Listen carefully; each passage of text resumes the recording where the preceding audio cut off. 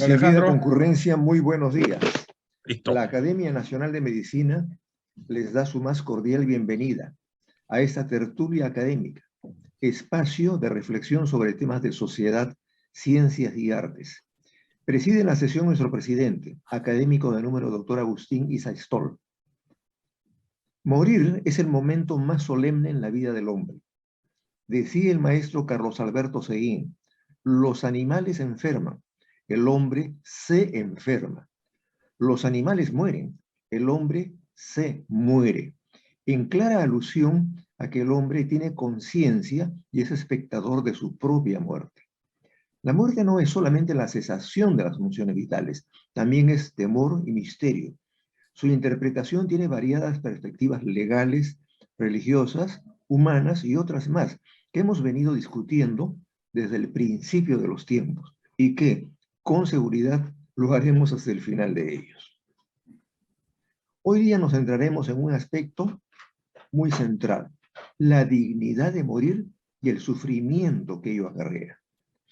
Y nos preguntamos, ¿tiene el hombre derecho a definir el momento y las condiciones de su propia muerte? ¿Qué rol le cabe al médico en las horas finales de su paciente? Para analizar estas interrogantes están con nosotros el académico doctor Patrick Wagner Grau, expresidente, con su tema Muerte digna y legalidad, legitimidad. El doctor Wagner es doctor en medicina, especialista en medicina interna, nefrología, posgrado en la Universidad de París, Múnich y Karolinska Institute. Tiene estudios de filosofía en la Universidad de Chile, doctorado en filosofía en la Universidad Heidelberg, licenciatura en teología en la Facultad de Teología Pontificia y Civil de Lima. Ha sido nuestro presidente también. La doctora Miriam Falla de Buch es licenciada en filosofía por la Pontificia Universidad Católica del Perú, doctora en filosofía por la Universidad Católica de Salvador de Buenos Aires, Argentina, investigadora de CONICET Buenos Aires, docente de varias universidades del Perú y del extranjero, participante en diversos congresos de filosofía y de bioética, tanto en el país como en el exterior. Nos traerá el tema Vivir y dejar morir. Damos paso a los expositores. La moderación estará a cargo del doctor Agustín Isa, nuestro presidente. Adelante, doctores. Gracias.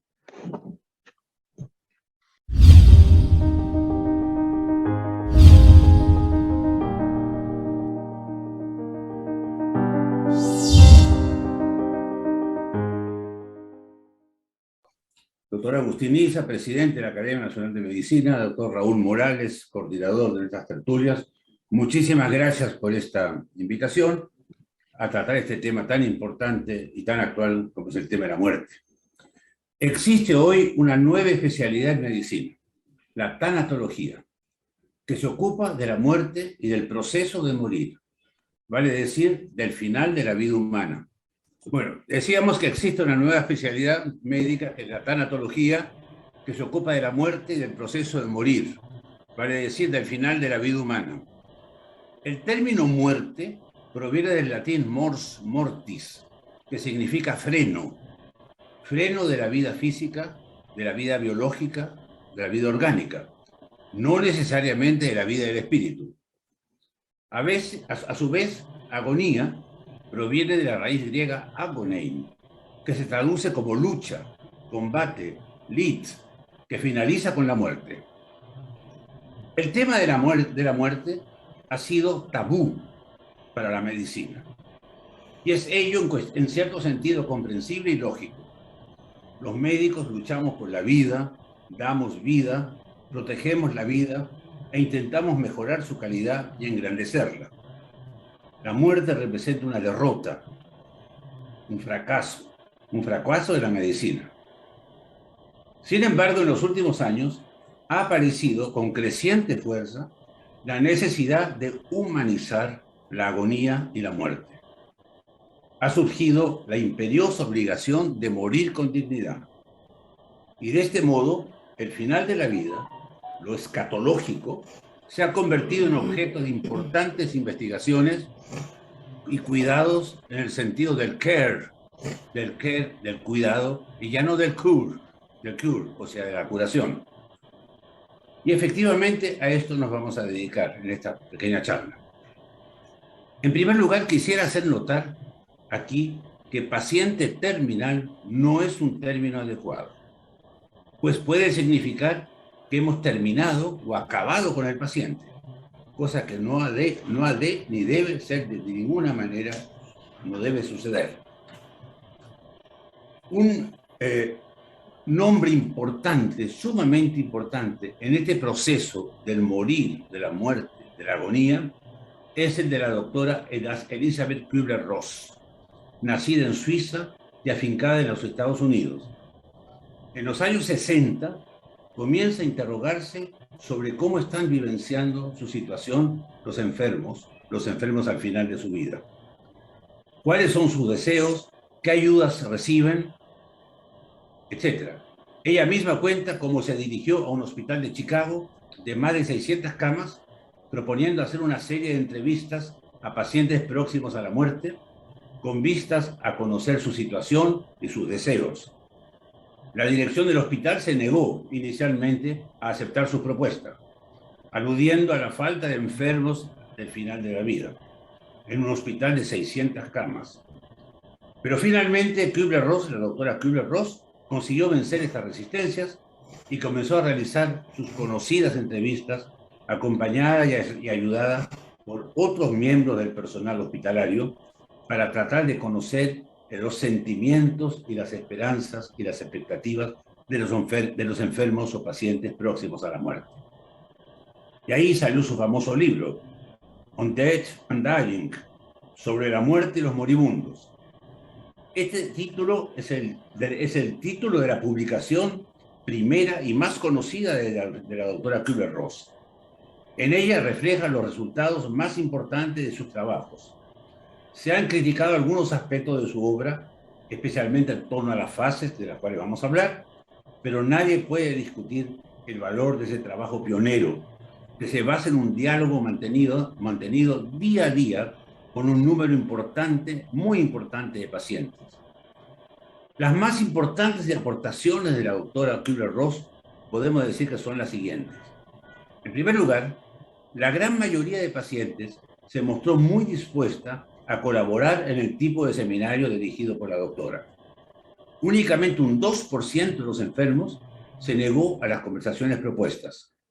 Y esto parece significar que la mayoría de enfermos necesitaba exponer abiertamente sus miedos, sus angustias, sus esperanzas, y valoraba positivamente la posibilidad ofrecida de poder comunicarse. En segundo lugar, la doctora Kübler-Ross llega a la conclusión de que la mayoría del personal de salud no sabe ayudar al enfermo, ni es capaz de relacionarse abiertamente con él. Considera que el miedo y la angustia ante la muerte bloquean una relación personal con el paciente en la que se puede abordar abiertamente la situación de este último. Los mismos capellanes espirituales, sean ministros católicos, protestantes o rabinos judíos, tampoco se relacionan en general con el enfermo. Acuden al ser llamados, pero se suelen limitar a pronunciar unas oraciones sobre el enfermo o leer textos sagrados y sin entablar una relación interpersonal con el paciente. En tercer lugar, la propia familia no sabe ni es capaz de prestar la ayuda necesaria al paciente. En general, la familia suele bloquear la información y crear en torno a los pacientes un conjunto de mentiras y de medias verdades que llevan al aislamiento del paciente.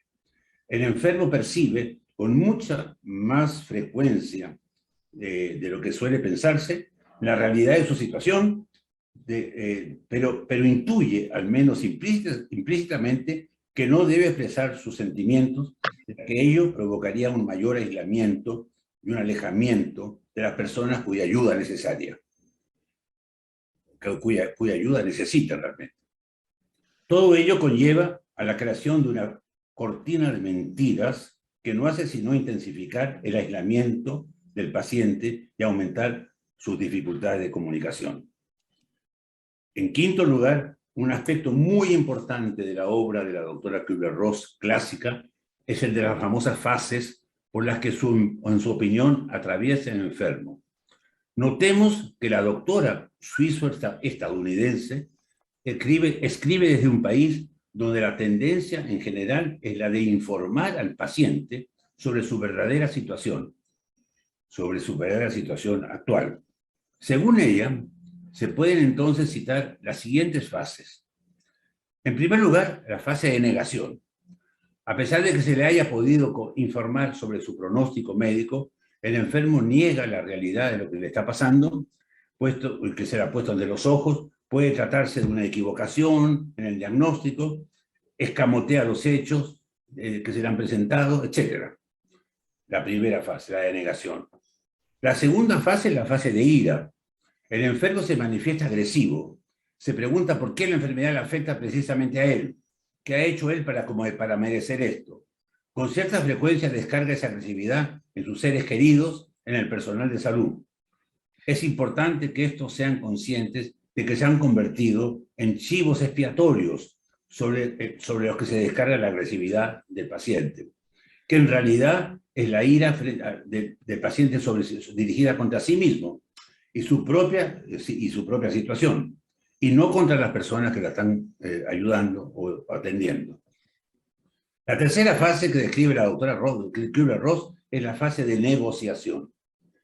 Es característica de esta fase que el enfermo asume la proximidad de su muerte, pero pide implícitamente ciertos plazos.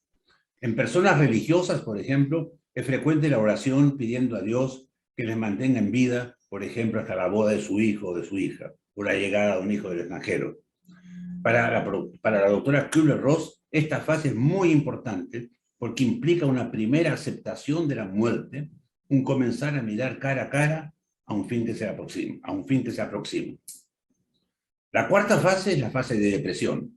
El enfermo pierde interés por el mundo que lo rodea, le molesta la vitalidad que percibe a su alrededor, se siente profundamente postrado, sin ganas de hablar, de comunicarse, de luchar. Se deja. Y la quinta fase, la fase de aceptación, sería la fase final de este proceso, en que el paciente asume y acepta en paz la situación. Para la doctora Kübler-Ross, lógicamente el ideal es que los pacientes puedan llegar a esta última fase, que es con la gran ayuda de la gente que lo acompaña, de la gente que lo rodean, familiares y amigos. Naturalmente, no deben entenderse estas fases como compartimentos estancos, desde las que se pasa automáticamente a las siguientes. Las fases marcarían la prevalencia de la situación interior del paciente. Lógicamente hay retrocesos hacia fases precedentes, yuxtaposición de las actitudes características de las fases descritas, etcétera, etcétera. La obra de la doctora viene a significar la necesidad de que nuestra cultura debe elaborar su propia ars moriendi, su propia arte de morir. El escamoteamiento cultural de la muerte, el miedo y la angustia ante la misma que experimenta con muchísima frecuencia el hombre actual, le bloquean su capacidad de acompañamiento al paciente en sus últimas horas. Se hace necesariamente desenmascarar nuestras actitudes ante el enfermo próximo a la muerte. No solo brotan de la compasión hacia aquel, también reflejan nuestra propia compasión hacia nosotros mismos, nuestros propios miedos y nuestras angustias ante la muerte. La obra de la doctora Kübler-Ross realmente ha hecho ver que el estilo de muerte americano sobre todo, está absolutamente cuestionable.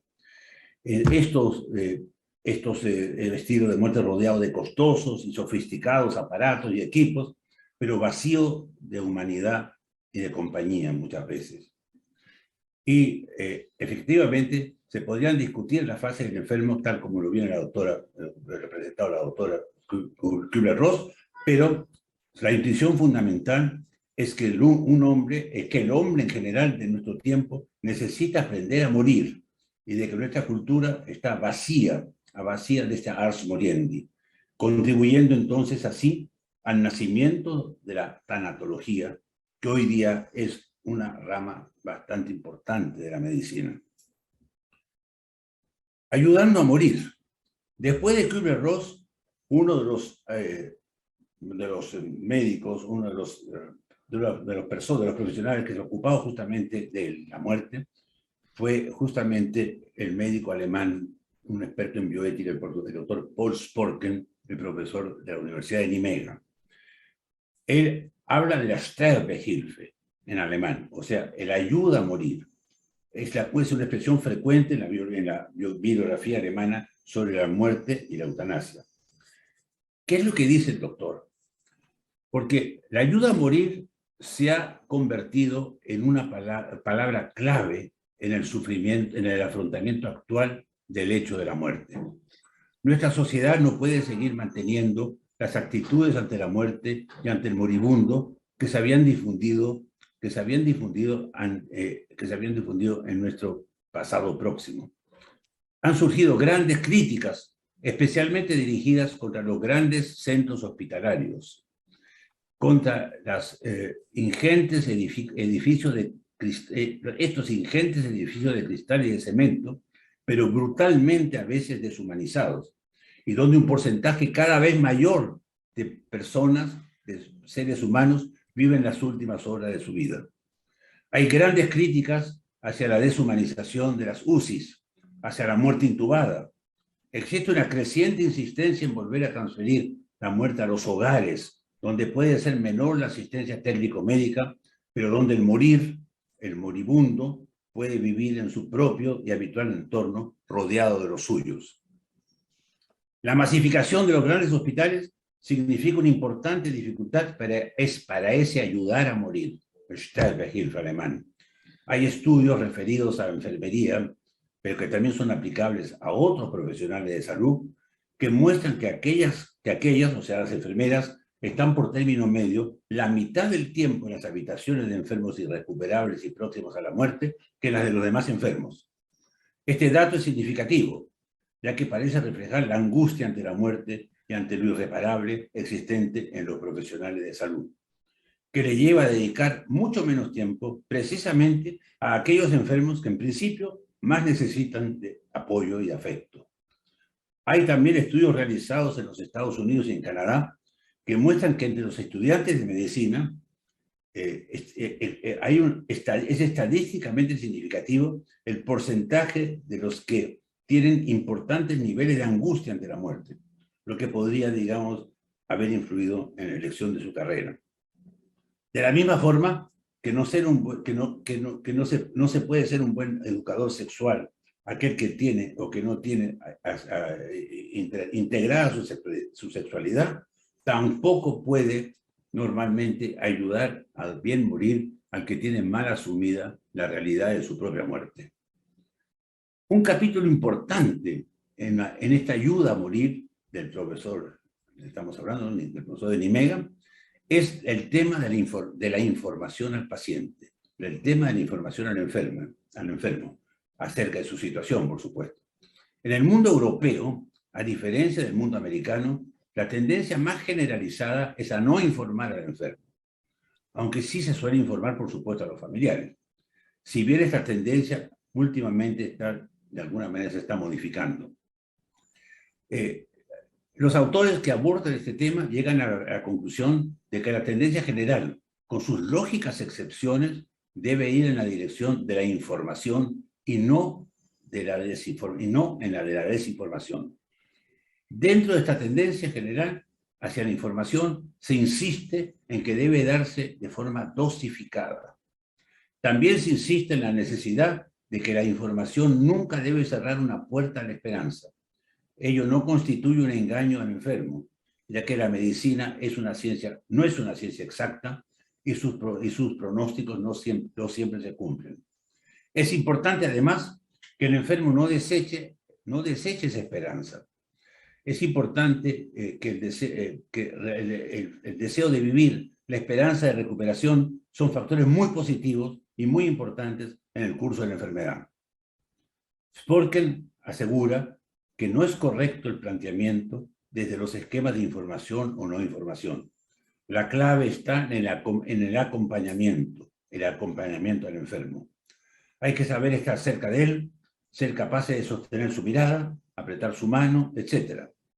Esta proximidad al paciente es la que irá dando la clave para saber qué es lo que desea el enfermo, conocer, qué quiere saber, cuándo hay que hacerle alguna comunicación importante, en qué momentos hay que recortarle el optimismo y en cuáles, por el contrario, hay que estimular la esperanza.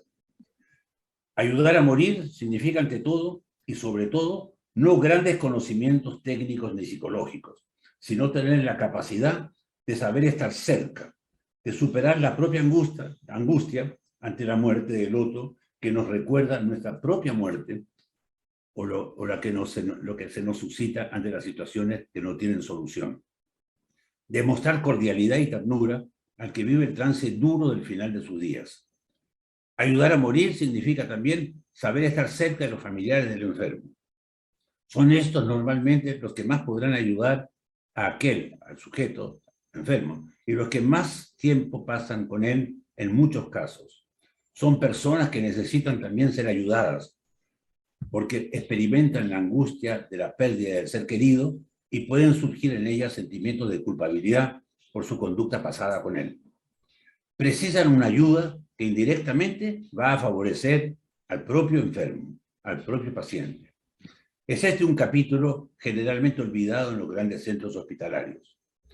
Importante es también la forma de informar, concreta y periódicamente, a los familiares sobre la situación de los pacientes que se encuentran, por ejemplo, en las unidades de cuidados intensivos. Sporken, entonces, añade un aspecto muy importante en el tema de las fases del enfermo de la doctora Kübler-Ross. Subraya que la doctora Kübler-Ross escribe desde los Estados Unidos, donde la tendencia general es a informar al paciente justamente acerca de su situación. En la europea, muchas veces, frecuentemente caracterizada por una falta de información al paciente, habría que hacer preceder las siguientes 3 fases, según Sporken, a las indicadas por la doctora Kübler-Ross. La primera fase, digamos, según justamente según la tendencia europea, según la expresión europea, o sea, sería la siguiente: la fase de ignorancia. En esta primera fase, el desconocimiento del enfermo sobre la gravedad de su situación puede ser mayor o menor, aunque normalmente la familia sí ha recibido una información más o menos pormenorizada del diagnóstico y prescripción y previsible pronóstico del paciente. Fase de ignorancia del paciente. La segunda fase es la fase de inseguridad, descrita por el profesor, por este doctor Sporken. El enfermo atraviesa por periodos de angustia, periodos de tristeza, que alternan con otros de optimismo y esperanza sobre su recuperación física. Estos cambios de estado de ánimo pueden ser sumamente frecuentes. A veces el enfermo busca salir de su incertidumbre haciendo preguntas más o menos veladas a personas relativamente alejadas. Con cierta frecuencia, el paciente no pregunta directamente al médico o a sus parientes más próximos, sino también a otras personas.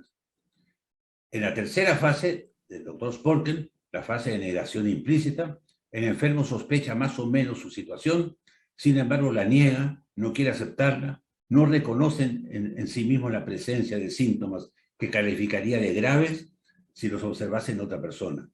Incluso realiza planes nuevos, hasta entonces desconocidos. Sporken considera esta fase como una oposición inconsciente del paciente a su creciente experiencia de la gravedad de su situación.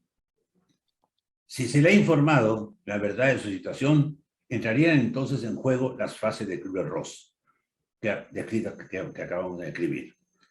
Como conclusión, podemos decir que la postura de la doctora Kübler-Ross y la de Sporken son sumamente matizadas en el tema de la comunicación de la verdad al enfermo. Los dos optan preferentemente por la información, con las características anotadas, más que por la no información. También consideran que se puede ayudar al paciente y se le puede acompañar, aunque no se le dé información. Subrayan continuamente la necesidad de una actitud de prudencia, de tener en cuenta la situación psicológica del paciente. Ayudar a morir significa en primer lugar, tener la capacidad de acompañar y de saber estar cerca emocionalmente del paciente. En este contexto general, el tema de la información debe situarse en un segundo plano. Pero ambos autores rechazan esa tesis generalizada en diversos ambientes médicos y hospitalarios y que es compartida por la mayoría de las personas próximas al enfermo, que el ideal es que el paciente muera en un desconocimiento de su situación real, al margen de un proceso que a nadie afecta sino tanto como a él mismo. Esta actitud es exageradamente paternalista y convierte al enfermo en un menor de edad en un trance fundamental de su existencia. Y sobre todo, una clara consecuencia de la obra de la doctora Kübler-Ross es la constatación de que esta actitud, a primera vista filantrópica, fácilmente se convierte en una situación en que se bloquean al enfermo sus deseos de comunicación y de poder compartir sus miedos, angustias y esperanzas. Una actitud pretendidamente humanitaria puede llevar a una deshumanización de la situación del paciente. Por otra parte, la aceptación de las cartas de los derechos de los enfermos, que reposan sobre el pilar del consentimiento informado, apuestan claramente por esta línea de información, al paciente. Se reconoce el derecho del paciente a ser informado. Este derecho debe ser respetado, salvo lógicamente en el caso de que el propio enfermo no quiera recibir esta información. Habría que añadir el llamado privilegio terapéutico como una segunda excepción. El médico puede bloquear la información si considera que puede ser terapéuticamente perjudicial para el enfermo. Sin embargo, hay que reconocer que existe el peligro de generalizar o de dar una excesiva extensión a este privilegio terapéutico. Hay que afirmar que el primer derecho del enfermo es a seguir siendo una persona adulta y libre, a la que no se le presta ayuda, a la que se le presta ayuda, pero sin negarle a priori su capacidad de decisión. El privilegio terapéutico puede llevar a ciertas excepciones de la comunicación de la información al paciente, pero de ninguna manera puede convertirse en la práctica de una regla general que prive sistemáticamente al paciente de su derecho a ser informado. Finalmente, en una reciente obra del autor francés Michel Houellebecq, de gran impacto en Europa, obra que se llama Anéantir, en francés, anéantir significa poder bajar la tensión, ¿no? Es decir, anonadar, más bien, anonadar, bajar la tensión, demoler,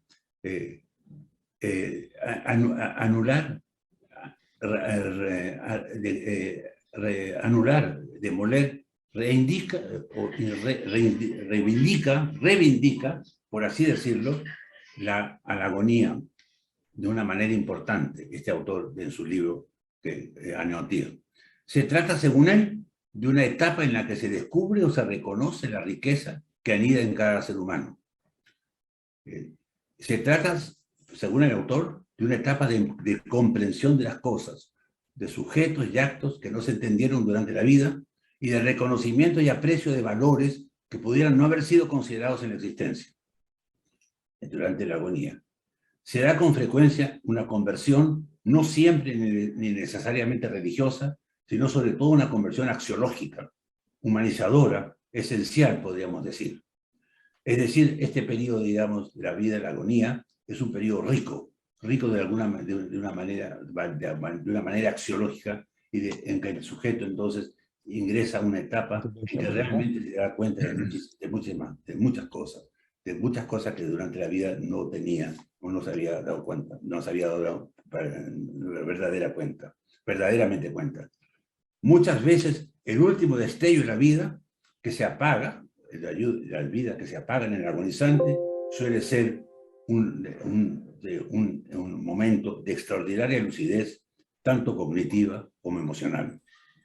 De tal manera que hay una riqueza en la agonía, una riqueza justamente en la antesala de la muerte, en lo previo a la muerte, que realmente es valiosa y que podría, digamos, de alguna manera, según este autor, Michel Houellebecq, ¿no? Según este autor, definir muchas de las cosas o llegar, digamos, a comprender el paciente que está agonizando y que está próximo a morir, muchos de los elementos, muchas de las cosas que ha tenido o que ha venido o que vivir o vivenciar a lo largo de su vida.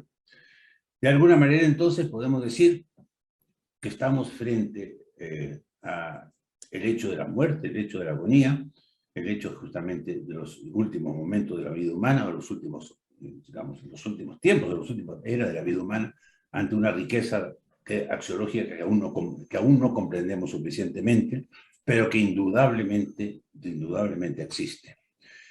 Este es un poco lo que quería decirles sobre el tema del morir con dignidad. Si hablamos mucho de esto, del morir con dignidad.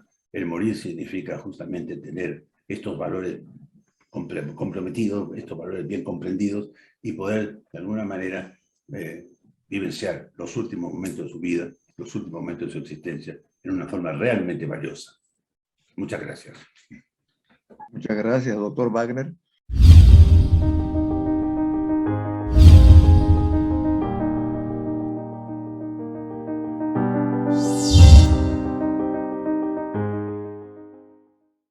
A continuación, la doctora Miriam Falla en su tema Vivir y dejar morir. Adelante, doctora. Muchas gracias, doctor Isa. Agradezco la invitación para esta tertulia de la Academia Nacional de Medicina para disertar sobre el tema Vivir y dejar morir.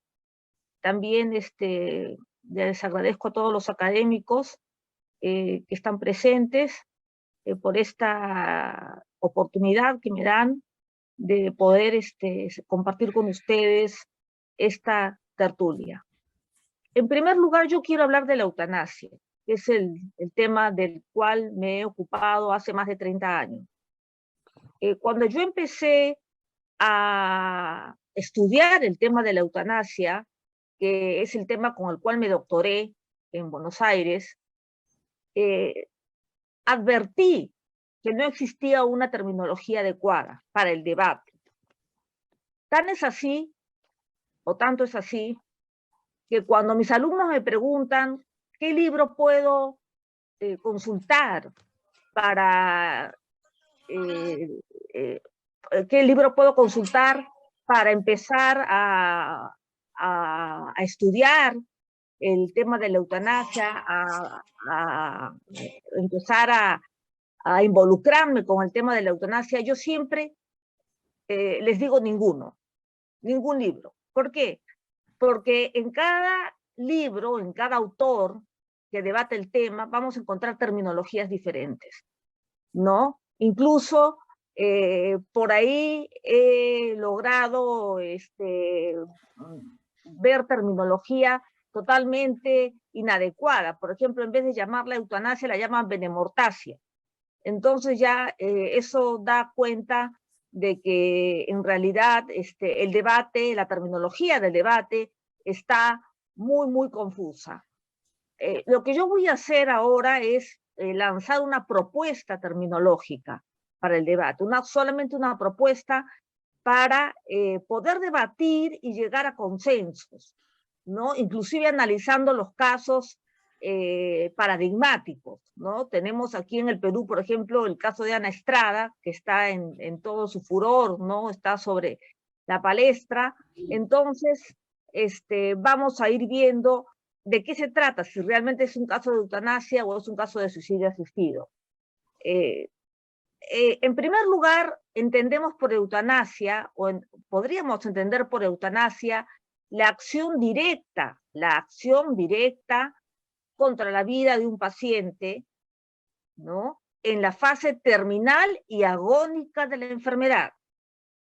¿Por qué yo agrego el ingrediente de agónica? ¿No? Agón, como lo dijo muy bien el doctor Wagner, periodo de lucha entre la vida y la muerte. porque el concepto de enfermo terminal está muy cuestionado, ¿no? ¿Cuánto tiempo de vida tendría que quedarle a un paciente para ser calificado como terminal? ¿No? Es muy, muy difícil poder predecir una cosa así. Yo conozco pacientes a los cuales se les ha calificado como terminales y hace 10 años están en la misma situación, 10 años, ¿no? Y en su momento se les declaró como terminales. Entonces, frente a esta terminología, como dice el autor Fernando Monge, el autor español Fernando Monge, ferroviaria, porque en realidad es una terminología ferroviaria, ¿no? No hay una seguridad, ¿no? Cuando calificamos de terminal a un paciente, cuánto tiempo de vida, ¿no? Podemos predecir 2 meses, podemos decir 6 meses, podemos decir 1 año, y el paciente puede vivir más, inclusive sin necesidad de otorgarle calidad de vida, ¿no? Bueno, ahora, la eutanasia, con respecto a la fase agónica, la mayoría de los pacientes agonizan en coma, pero no siempre es así. Hay pacientes que agonizan lúcidamente, y no solo en un momento, sino en días, ¿no? Sino en días. Tanto es así que, la agonía se produce en la plenitud de sus facultades mentales y ellos pueden decidir, ¿no? Pueden decidir acabar con la vida o no, o llegar hasta el final, ¿no? En una muerte digna, porque la dignidad de la muerte se da en llegar hasta el final dignamente, ¿no? Con una calidad de vida óptima, ¿no? No se trata de morir, ¿no? ¿Qué cosa es morir con dignidad? ¿No? El hecho de elegir la muerte, ¿no? La muerte no me va a devolver la dignidad, la muerte es la muerte, es el fin de todo, ¿no? El sufrimiento tampoco hace indigna a la persona, ¿no? Entonces, ahí tenemos un problemita serio. Entonces, por eso yo decidí incorporar la fase terminal y agónica de la enfermedad para solicitar la eutanasia, ¿no? Para solicitarla, cosa que la mayoría de los países donde se encuentra legalizada no hace.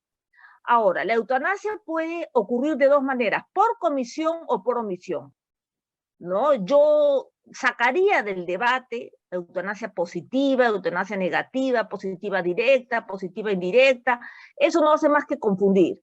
Eutanasia, ir contra la vida de un paciente en la fase terminal y agónica, y que ocurre por comisión o por omisión. Por comisión, cuando la acción es directa, y por omisión, cuando se deja de suministrar el tratamiento, ¿no? Esto ocurre generalmente para no despertar sospechas en los hospitales, ¿no? Entonces, sí, la eutanasia ocurre, por más que no esté legalizada en nuestro país y en el mundo, se da.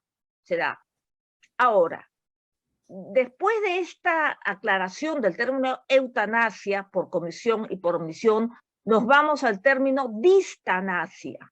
¿Qué cosa es la distanasia? La distanasia, yo también este término lo sacaría del debate, porque no es muy claro, y lo llamaría encarnizamiento terapéutico. El encarnizamiento terapéutico es cuando a un paciente que ya no tiene esperanzas óptimas de vida, se le suministra tratamientos que no van a traer ningún resultado positivo, lo que se llama un tratamiento infructuoso, ¿no? El encarnizamiento terapéutico, por ejemplo, conozco un caso de un paciente, ¿no? Con un cáncer colorectal al que se le iba a suministrar quimioterapia, pero después los médicos, aquí en el Perú fue este caso, ¿no? Los médicos decidieron no suministrarle quimioterapia porque lo consideraban un encarnizamiento terapéutico y solamente le dieron calidad de vida, ¿no? Este paciente se negaba, decía, me han desahuciado, estaba totalmente desesperado, no asumía realmente la situación en la que él estaba, ¿no? Bueno, ocurrió en un hospital de Lima, ¿no? En el hospital Rebagliati, y él intentó ingresar al hospital de enfermedades neoplásicas, pero en el hospital de enfermedades neoplásicas no lo recibieron porque se dieron cuenta que en realidad sí era un paciente terminal, ¿no? Terminal, era un paciente terminal en todo el sentido de la palabra, y que solamente se le podía suministrar calidad de vida. Así que lo mandaron a su casa y a los 2 meses falleció, ¿no? A los 2 meses falleció.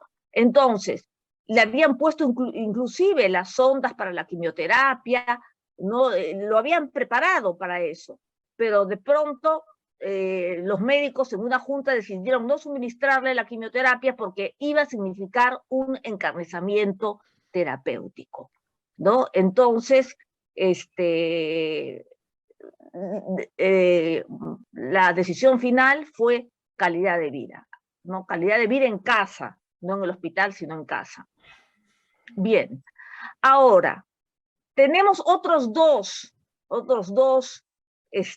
conceptos que en realidad a mí me gusta revisar mucho la bibliografía que proviene de la Iglesia Católica, porque la Iglesia Católica es la que más ha aportado al debate terminológicamente. ¿Por qué? Porque la mayor parte de las controversias, ¿no?, bioéticas se dan con el Vaticano. Entonces, la Sagrada Congregación para la Doctrina de la Fe, en su documento del 5 de mayo de 1980, introduce los conceptos de medios ordinarios y medios extraordinarios. Los medios ordinarios serían los medios de los cuales se valen los médicos para tratar al paciente, ¿no? Por ejemplo, una quimioterapia, un marcapasos, ¿no? Y los medios extraordinarios serían los medios que no están al alcance del paciente. Pero como la medicina avanza y avanza y avanza rápido, la ciencia avanza, entonces los medios que se consideraban extraordinarios pasan a ser ordinarios. Entonces decidieron reemplazar, en este documento de la Sagrada Congregación para la Doctrina de la Fe, decidieron reemplazar estos conceptos de ordinario y extraordinario por medios proporcionados y medios desproporcionados. Los medios proporcionados son los medios que no van en proporción con la enfermedad del paciente. No son infructuosos y se espera un resultado positivo. Y los medios desproporcionados son aquellos medios que se aplican y solamente traen más dolor al paciente y la consecuencia sería totalmente infructuosa. Yo hace un par de semanas me enteré de un paciente que tenía un cáncer fulminante, ¿no? Y los médicos decidieron suministrarle quimioterapia. Solamente le suministraron una quimioterapia, nada más. Una sola quimioterapia y lo mandaron a casa, ¿no? Y a los 2 o 3 días falleció, ¿no? ¿Por qué? Porque los médicos se dieron cuenta, este caso no ocurrió aquí en el Perú, los médicos se dieron cuenta que en realidad la quimioterapia iba a ser un tratamiento infructuoso. Ahora, yo aconsejaría en el debate usar los 4, si bien la Sagrada Congregación los reemplaza, medios ordinarios y extraordinarios por medios proporcionados y medios desproporcionados, ¿no? Yo propongo que se usen los 4 términos, que no se reemplacen los términos, sino que los 4 términos en realidad nos presentan figuras importantes. Por ejemplo, un medio puede ser ordinario y desproporcionado a la vez, y puede ser extraordinario y proporcionado, ¿no? Por ejemplo, un medio ordinario, ¿no? Una quimioterapia es un medio ordinario hoy en día, pero puede ser desproporcionada en diferentes casos, como les acabo de mencionar. Y un medio extraordinario, que es un medio que no está al alcance del paciente, puede ser proporcionado. Lo que pasa es que no está al alcance del paciente. Por ejemplo, si nos ponemos en coyuntura, ¿no? Las vacunas, cuando no llegaron al Perú para la COVID-19, eran medios extraordinarios. ¿no? Porque no estaban al alcance del paciente, pero eran proporcionados. ¿Por qué? Porque con las vacunas se salvaban vidas, ¿no? Entonces, por eso se hace el cruce, ¿no? El cruce puede ser ordinario y desproporcionado, y puede ser extraordinario y proporcionado. Entonces, por eso yo aconsejo, ¿no? Para el debate usar los 4 términos. Ahora, aquí en el Perú no hay debate sobre la eutanasia. En realidad no hay debate. Se debate más sobre el aborto, sobre los derechos del concebido, pero no se debate sobre la eutanasia. Y tenemos un caso, como el caso de la señorita Ana Estrada, que inclusive ha tenido ya sentencia, ¿no? Yo particularmente he leído la sentencia de Ana Estrada y llegó un momento en que ya no quise leerla más, ¿no? Porque ya sentí que había leído lo suficiente como para darme cuenta de la aberración que significaba esta sentencia. El caso de Ana Estrada, por ejemplo, las personas que redactaron la sentencia decían, proponemos para la señorita Ana Estrada una muerte digna bajo la modalidad de la eutanasia, mas no del suicidio asistido. El suicidio asistido es el suicidio, es la persona que desea morir. Generalmente esto ocurre mucho antes de la muerte. Son pacientes que tienen temor de entrar en la fase terminal, en la fase agónica, en las fases más complicadas de la enfermedad. Entonces, tempranamente optan por el suicidio asistido. Hay un caso famoso del doctor Jack Kevorkian, que es muy famoso. Él tenía una máquina, ya murió el doctor Kevorkian, una máquina de la muerte, ¿no? Y para los pacientes que ya no deseaban vivir, entonces acudían donde el doctor Kevorkian y él les suministraba la máquina de la muerte y les inyectaba cloruro de potasio y entonces morían, ¿no? Jack Kevorkian tuvo una paciente famosa, Janet Atkins, que padecía un Alzheimer a temprana edad, a los 53, 54 años, se le detectó un Alzheimer y ella, por temor a entrar a las fases más complejas de la enfermedad, acude donde el doctor Kevorkian. Ahora, Kevorkian no era un médico que veía pacientes, él era un patólogo, era un médico de laboratorio. Entonces no conocía ni sus terapias paliativas, las terapias paliativas del paciente, ni sus procesos depresivos. Entonces lo único que le decía, ¿te quieres morir? Sí, me quiero morir, ¿no? Bueno, si te quieres morir, lo grababa a todos sus pacientes para evitarse problemas, pero en realidad tuvo problemas porque se le condenó a 20 años de prisión por este hecho, ¿no? Pero salió a los 8 años por buena conducta. Y él dijo, bueno, no lo voy a volver a hacer, no porque no crea que es bueno, sino porque no quiero problemas con la justicia. Entonces salió de la cárcel y pasado unos años, Jack Kevorkian murió. Yo he visto un video de Jack Kevorkian, ¿no? Estábamos con el doctor Wagner, no sé si él lo recuerda, en el Hospital 2 de Mayo, en un simposio sobre bioética, ¿no? Y el doctor James Drain, el médico norteamericano James Drain, trajo un video de Kevorkian porque lo conoció en vida. Entonces trajo un video de Kevorkian, lo proyectó y realmente era una cosa impresionante, ¿no? Kevorkian le decía, ¿te quieres morir? Sí, me quiero morir. ¿Por qué te quieres morir?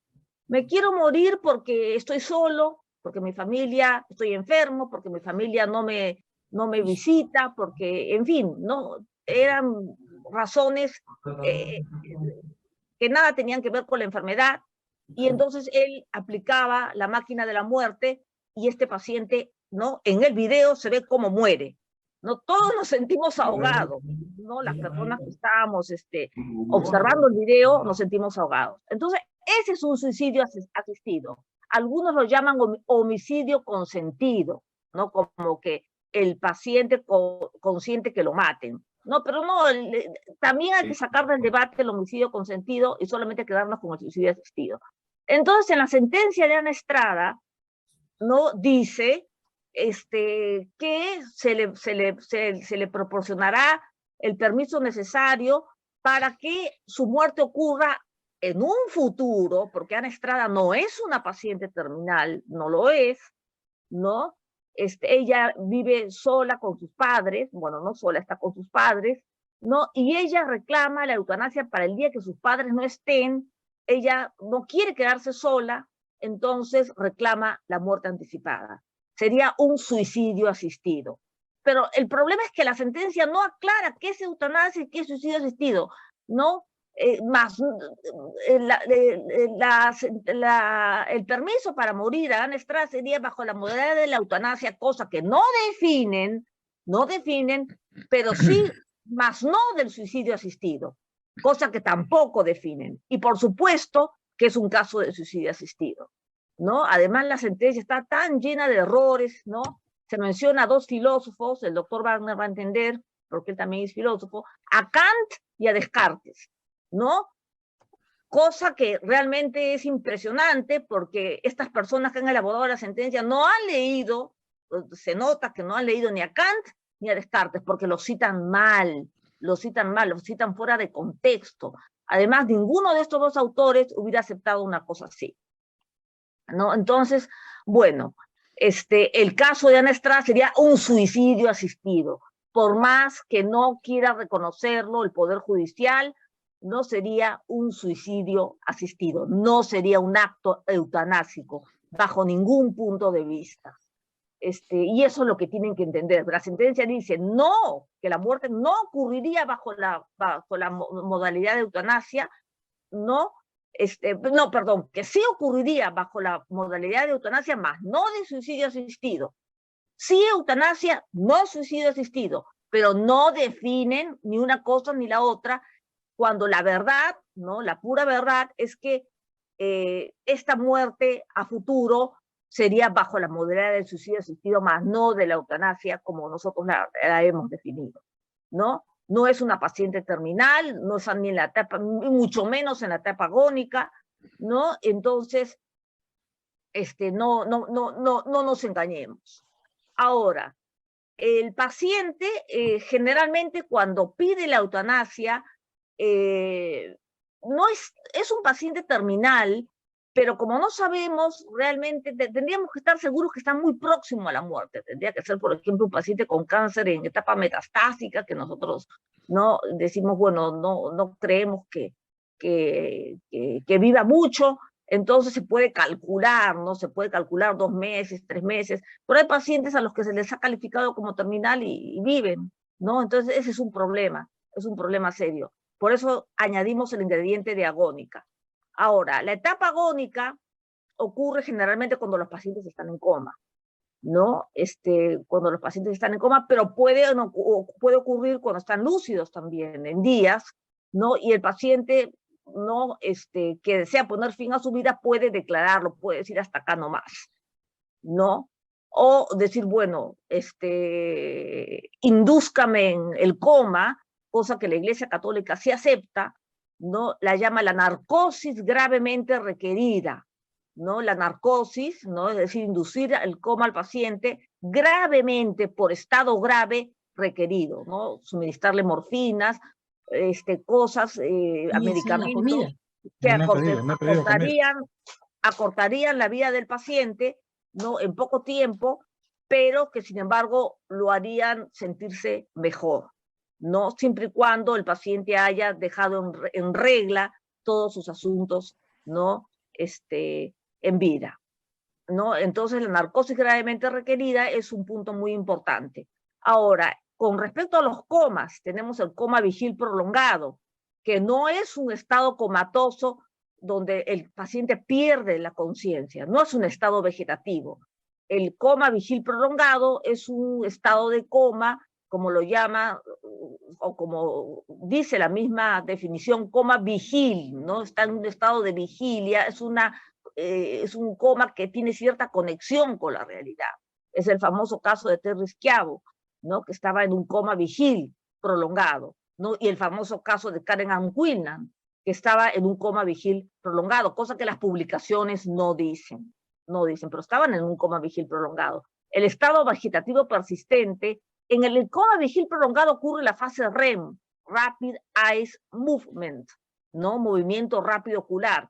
Se dice que cuando estamos moviendo los ojos, ¿no? En la etapa del sueño es cuando estamos realmente soñando, ¿no? Entonces, en el coma vigil prolongado ocurre la etapa REM, cosa que no ocurre en el estado vegetativo persistente, que es un estado netamente vegetativo, ¿no? Donde no hay conexión con la realidad. Pero se ha descubierto, ¿no?, que los pacientes en estado vegetativo persistente también tendrían, ¿no?, un mínimo de conciencia, un mínimo de conciencia. Pero eso está, pues, todavía en fases experimentales, ¿no?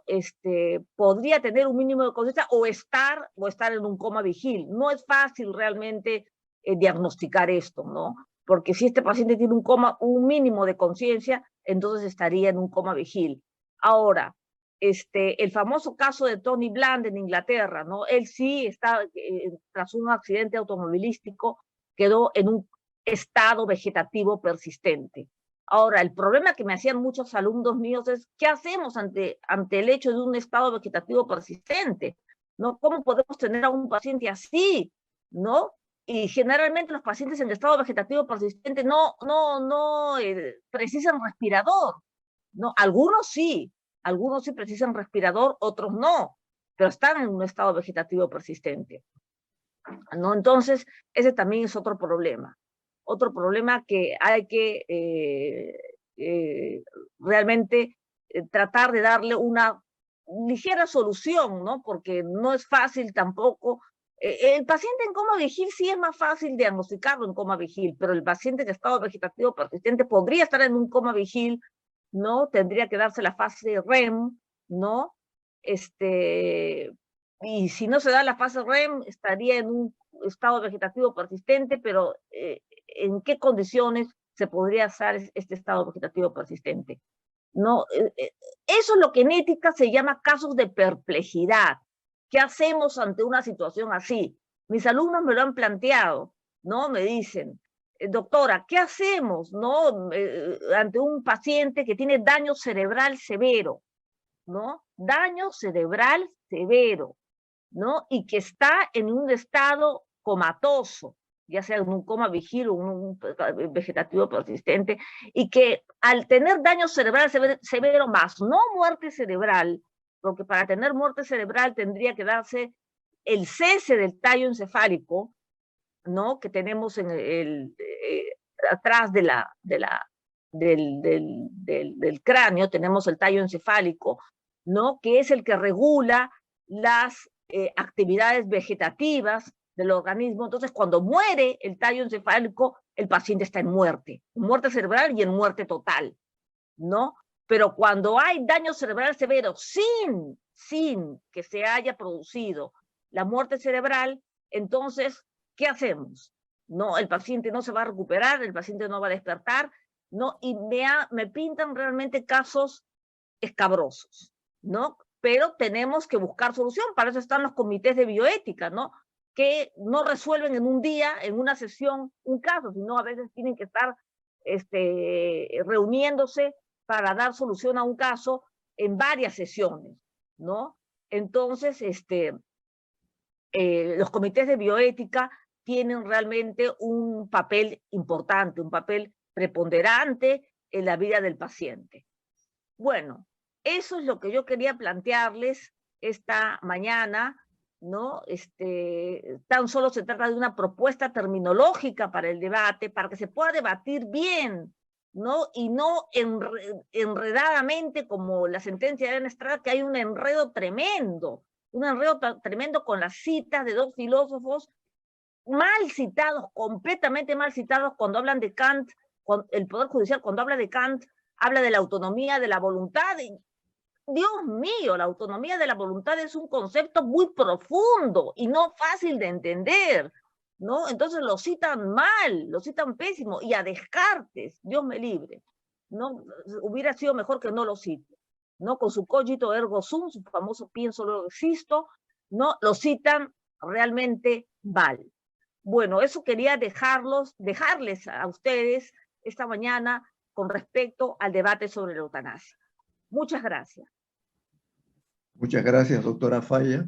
Gracias, doctor Wagner.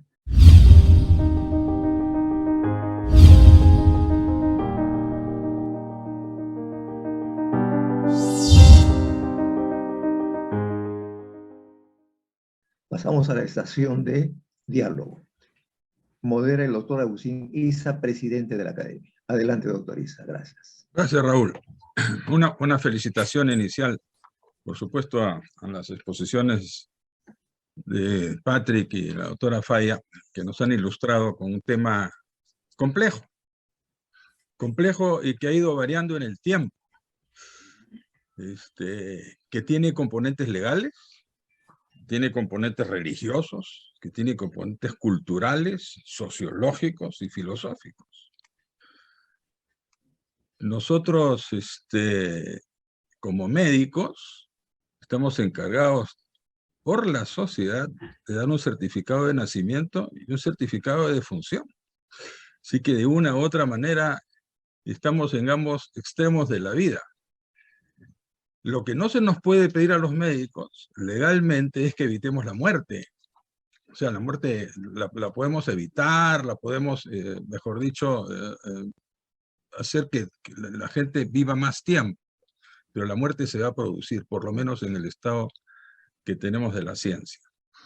Y entonces uno se pregunta, aprovechando que estamos aquí con dos personas que manejan la filosofía, ¿por qué morimos? Si nos traen al mundo, hablando religiosamente, ¿para qué nos traen el mundo? Para que luego nazcamos y luego tengamos que morir. El carro de la grúa. ¿Cuál es la razón de que tengamos eso? ¿Qué ocurre después de la muerte? ¿Ocurre algo? ¿Qué cosa muere? ¿Muere el cuerpo? ¿Muere el alma? ¿Muere el espíritu? Y las sociedades han ido modificando sus conceptos con respecto a eso, ¿no? Y han enfocado el problema de la muerte sociológicamente, culturalmente, a lo largo del tiempo, con muchas variaciones, ¿no? La reencarnación, el poner al fallecido en un barco, perdón, y luego incendiarlo para que el alma muera, los egipcios que hablan de la reencarnación. Ahí hay toda una complejidad.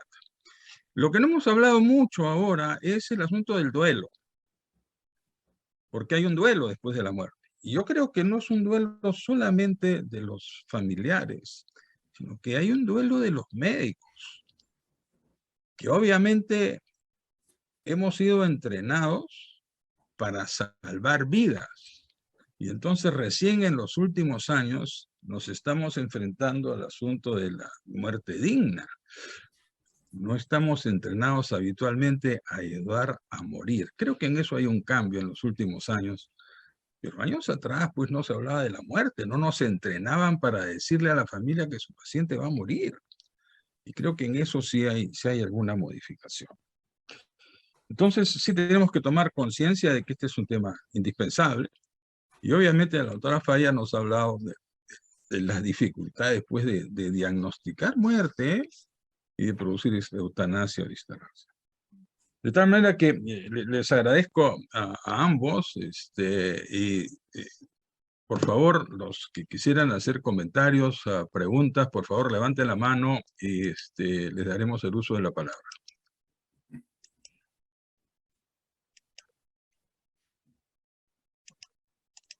Bueno, mientras tanto, Patrick, ¿por qué morimos? Bueno, hola Agustín. La pregunta del millón, ¿por qué morimos? Morimos porque debemos morir. ¿Y por qué debemos morir? Porque hemos vivido. Acuérdate que la palabra vida viene de vis en latín, que significa fuerza, ¿no? Es la fuerza que nos hace vivir, ¿no? La fuerza vital. Estamos vivos por eso. Pero es un problema de entropía. Claro, es un problema de entropía. Exactamente. Es una disminución de fuerzas biofísicas. Claro, exactamente, claro. El tema es ese, la vida biológica se acaba lógicamente por lo que tú dices, por entropía, ¿no? O sea, hay entalpía, que es la energía, digamos, positiva, y entropía, que es la energía perdida, claro. La energía del envejecimiento. Bueno, evidentemente, al avanzar en la edad, físicamente tenemos que morir. Ahora, el tema es otro. El tema es si vivimos después de morir. Ese es el gran tema. Así es. Ese sería el tema. Pero hazme el favor. Yo encuentro que en general hay una... a ver, que falta precisar en general para todos. La diferencia entre alma y espíritu. Claro, claro. Que cuando morimos, algunos dicen el alma va a algún sitio, ¿no es cierto? A Dios, etcétera, ¿no? Al cielo, etcétera. ¿Muere el espíritu? ¿Muere el alma? ¿Son iguales? Yo creo que nos ayudarías a clarificar Bueno, eso. ese es un gran tema filosófico, ¿no? Ajá, por eso va. En realidad, el alma es la fuerza que anima y que anima al cuerpo. Nosotros tenemos, por eso se llama alma, ánima. Por eso se llama ánima, es el ánima, ¿no es cierto? Es el ánima, ¿no? Sí, Claro, sí. claro. La fuerza que anima durante la vida, que anima al cuerpo y lo hace vivir. O sea, que es la responsable de su vida. El espíritu, como lo dice su nombre, es un soplo. El espíritu es soplo, ¿no? El soplo, el espíritu es una fuerza espiritual que probablemente, cuidado, que ya lo estamos saliendo un poco de la ciencia, que probablemente es inmortal, probablemente es eterna, ¿no? Entonces, ese soplo, entonces, de alguna manera, se realiza en el ser humano, se realiza como alma en el ser humano, pero persiste o probablemente persista después de la muerte del ser humano. Pero eso es un soplo divino. Tu explicación es que es un soplo divino. O por lo menos, si no queremos hablar de divino, es un soplo superior, ¿no? Que de alguna manera es inmortal, ¿no? El espíritu, se supone, en filosofía, es inmortal, no muere, ¿no? Se transforma, pero no muere, ¿no? Este es un tema muy interesante y muy importante porque se ha discutido muchísimo. Se ha discutido muchísimo este tema, esa digamos, posibilidad de que realmente el espíritu sea inmortal y que realmente esté siempre ahí, ¿no? Siempre ahí, de alguna manera produciendo, digamos, nuevas manifestaciones, o sea, teniendo nuevas manifestaciones, que son manifestaciones espirituales, por supuesto, o manifestaciones propias del espíritu. El alma, en cambio, es el ánima, ¿no? Lo acabas de decir, el alma que es aquello que realmente, podríamos decir de alguna manera, una manifestación propia del espíritu en el ser humano, una manifestación particular del espíritu en el ser humano que le da ánima, lo anima, lo hace ser animado, ¿no? Y efectivamente es un ser animado porque tiene alma, ¿no? Pero realmente espíritu es mucho más que alma. Espíritu es mucho más que alma. Espíritu es toda la parte, digamos, que de alguna manera está presente siempre, está siempre inmortal, siempre de alguna manera. Mira, cuando hablamos, por ejemplo, hablando religiosamente, ¿no? Hablamos del credo, ¿no es cierto? Que dice que entonces que los espíritus permanecerán siempre y de alguna manera ese espíritu va a manifestarse de diversas maneras, de diversas formas a lo largo de los siglos, ¿no? Por eso espíritu viene de espíritu, que significa soplo, el famoso soplo, o aliento, ¿no? El soplo o aliento, entre comillas, divino o superior, ¿no? En el ser humano y en las criaturas también, las criaturas humanas. Entonces, de ahí viene entonces la famosa concepción de que el espíritu es inmortal. Que el espíritu de alguna manera está presente siempre y se va, digamos, manifestando de diversas maneras a lo largo de los siglos, ¿no? Es esa, voy a hacerte preguntas difíciles, ¿sabes? Que con eso acabo, porque si no, no, voy a entretener aquí con un montón de inquietudes. ¿Esa es una necesidad que tiene la persona de trascender? Claro, sí. Esa es la necesidad de que más allá de la muerte haya algo. Claro, que la vida no se acabe y se acaba y no pasa nada después. Claro, claro. Es la necesidad de que algo posterior exista. Exactamente. Mira, los materialistas dicen acá se acaba todo, que todo es pura materia, ¿no? Evidentemente. Se acaba todo porque no tenemos alma y que somos simplemente seres materiales, ¿no? Pero eso no es no es cierto. De ninguna manera es cierto. Como tú dices, si somos capaces de trascender y trascender después de morir, nosotros como humanamente, como cuerpo, ¿no es cierto? Y que evidentemente creemos que lo somos, ¿no? significa realmente que ese espíritu de alguna manera va a seguir manifestándose de diversas maneras, de diversas formas a lo largo de los siglos. Y eso es una cosa sumamente interesante, sumamente, bueno, polémica, por supuesto, sumamente polémica, ¿no? Pero el espíritu es infinito, el espíritu es inmortal, ¿no? El alma, digamos, que ya, digamos, el alma humana, el alma propia, el alma que también es de naturaleza espiritual, se manifiesta después como espíritu después de la muerte del cuerpo, porque el alma no moriría o no muere con el cuerpo. Es toda una polémica muy interesante. Sí, por eso te he querido fastidiar un poco para que nos ilustres más. Gracias, Patrick. No voy a seguir preguntando. Alejandro Llanos, luego Oscar Pamo, que son los dos primeros que he visto levantando la mano. Adelante, Alejandro. Doctor Alejandro Llanos, por favor. Luego el doctor Oscar Pamo. Tanto a Patrick como a la doctora Falla, felicitaciones por las ponencias. Muchas gracias, Alejandro. Realmente da mucho que pensar. Temas complicados, no es fácil. Hay desde diferentes opiniones, como la doctora Falla lo ha precisado, falta términos precisos muchas veces para ponernos de acuerdo.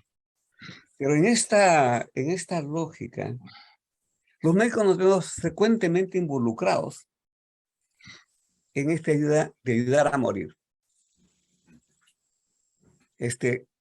O directa o indirectamente. Y se observa con frecuencia, recalco, la falta de definiciones que ha dicho la doctora Falla, estoy de acuerdo. Pero con frecuencia los médicos ejercen, y presionados por la familia, un encarnizamiento en la lógica de alargar la vida de personas que prácticamente no tienen opciones. No estará precisado cuando tú realmente vas a morir o exactamente cuando un paciente, porque no hay una regla sobre, pero con mucha frecuencia se observa encarnizamiento. Y entonces la pregunta ahí que surge es, en estos pacientes con pobres posibilidades de sobrevivencia, ¿no? Porque cuanto más se larga la vida, más sufre el paciente y también desgasta, más que económicamente, desgasta emocionalmente a la familia. Y ahí va, una persona que sea consciente, que sea racional, no todos lo ejercen así, ¿eh? Hay gente que quiere vivir hasta el final, pero sí. Pero gente que es racional dice, mire, paremos aquí. Claro. Yo no quiero más medidas heroicas. Claro. Pero en el Perú no hay ninguna manera como pararlo. No hay un testamento médico que, por ejemplo, en Estados Unidos puede tener un testamento. Digo, yo quiero que los médicos ejerzan hasta aquí, no más. Y si uno entra en coma, al final otros terminan decidiendo sobre nuestro cuerpo y sobre nuestro sufrimiento. Aquí hago una pregunta a la academia. ¿Debe la academia comenzar a impulsar esta lógica del testamento, digamos, médico de las personas? ¿Es factible? ¿Cuáles son las opiniones de ustedes en esta lógica de tentar pues una sobrevivencia al máximo que muchas veces, como repito, va con encarnizamiento? Gracias. Doctora Miriam, adelante. Bueno, ¿Algún comentario? Gracias, doctor Isa. Bueno, en realidad el encarnizamiento terapéutico es tan inmoral como la eutanasia, ¿no? Porque un paciente que no tiene posibilidades de recuperación, ¿no? Cuya terapia es infructuosa, debe ser tratado de otra manera. Con respecto al testamento vital, ¿no? Ese otro asunto también un poco cuestionado, porque pacientes que han manifestado su voluntad bajo un testamento vital en un momento de su vida cambian, ¿no? Es como la donación de órganos. Nosotros en el DNI podemos declarar que sí queremos donar órganos, pero a la hora de la hora siempre un familiar debe refrendar eso. ¿no? Entonces no basta solamente lo que dice el DNI. Entonces, en realidad, sí se producen encarnizamientos terapéuticos. Aquí en el Perú, el encarnizamiento terapéutico está más a la orden del día, ¿no? Que la eutanasia. Yo recuerdo a una doctora internista del Hospital Rebagliati que una vez me dijo, doctora, me dijo, tengo un caso realmente delicado, ¿no? Tengo una paciente que está en estado de coma, está ya en sus últimos momentos, ¿no? Y la familia me exige que la mantenga en vida, que la mantenga en vida. Y si no la mantengo en vida, me van a denunciar ante la fiscalía, ¿no? Así que la aclaración de conceptos que usted nos ha hecho a mí me ha abierto los ojos, ¿no? Entonces, lo que ella iba a hacer era hablar con la familia y explicarles, ¿no?, lo que es un encarnizamiento terapéutico y que realmente la paciente no tenía esperanzas fructuosas de vida, ¿no? Entonces el encarnizamiento terapéutico es tan inmoral como la eutanasia, pero sí, aquí en el Perú tenemos una tendencia más al encarnizamiento terapéutico, ¿no? Con las quimioterapias, bueno, hay médicos responsables que dicen no, como pasó con este paciente, que le habían puesto las cánulas, todo para hacerle la quimioterapia, y finalmente dijeron no va a resultar, ¿no? Y entonces lo mandaron a casa para que muera en casa, ¿no? Calidad de vida, solamente le podemos dar calidad de vida. Y a los 2 meses él murió de un cáncer colorectal, ¿no?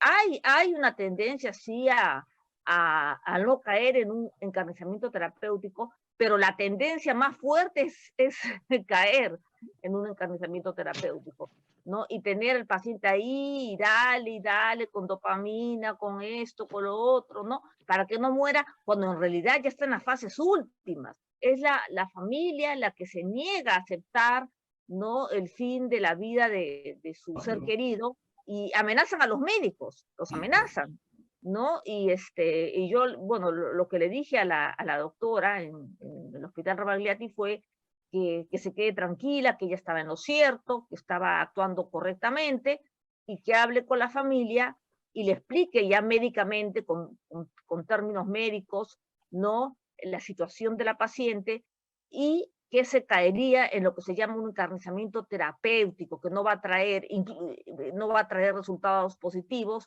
e incluso puede, en medio del encarnizamiento terapéutico, el paciente puede morir también. Así es que yo conozco pacientes que en plena quimioterapia no la han soportado la quimioterapia, ¿no? Y han fallecido, ¿no? Entonces, hay que tener mucho cuidado con eso. Creo que ahí, doctora, también lo que ocurre es al revés. Yo creo que ahora hay un cambio en esas actitudes de que el paciente se muera en el hospital. Creo que todos estamos entendiendo de que en condiciones ya que la terapéutica no va a producir mayores efectos, que eso es bueno para el paciente y para la familia. Si todos entienden eso es realmente ayudar a una muerte digna. Así es. Doctor Pamo, adelante, y después el doctor, disculpe, no lo veo bien, que está con H21, disculpe, doctor, su nombre para que luego invitarlo a que usted siga. José Quesada Mayavelo. Hola, no lo veía. Lo veo de los lentes para arriba y un H21 era imposible. Ok, doctor Pamo y después doctor Quesada. Adelante, por favor. Buenas tardes, felicitando al doctor Wagner y a la doctora Falla por sus presentaciones. Ambos, hay un punto donde coinciden ambos, ¿no? El doctor Wagner cuando dice que al paciente muchas veces hay que darle la esperanza de que algo puede suceder, ¿no? Y hay una delgada línea ahí, ¿no? Eso de darle la esperanza y realmente no hay nada que hacer, ¿no? Con el ejemplo que puso la doctora Falla, por ejemplo, cuando alguien pronostica la muerte y el paciente no se muere, eso nos ocurre muchas veces porque la medicina es una ciencia probabilística, no es exacta. Entonces, probablemente la mayoría se va a morir, pero uno que otro no se va a morir, va a vivir más de lo esperado que se iba a morir, ¿no? Eso ocurre. Ahora, el encarnizamiento terapéutico que se me han adelantado, pero esa es una realidad. Y ahí hay dos factores.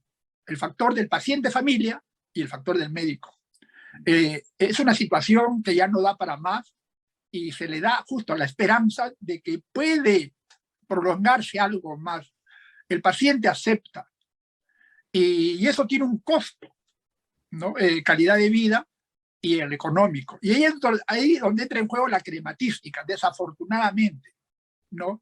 Entonces, yo lo opero, pues, sé que no va, pero lo opero. El paciente va a morir de esta manera. O le doy quimioterapia, 1, 2, 3 esquemas.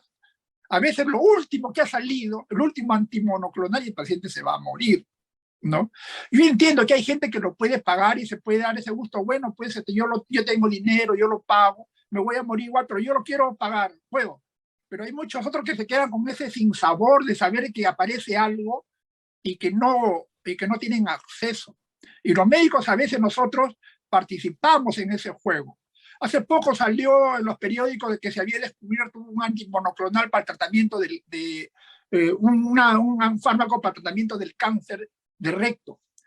Y eso se publicitó por todas las redes, pero cuando se analiza, solamente es para un cáncer de recto hereditario, que es menos del 5% de los cánceres de recto, pero sin embargo, cualquiera que tiene cáncer y escuchó o leyó en internet esa noticia, entonces, ¿y por qué no me la dan? ¿No? O yo de repente yo lo puedo importar. Entonces, desafortunadamente el factor económico juega un rol en prolongar la vida y que linda o rosa o cae en el encarnizamiento terapéutico.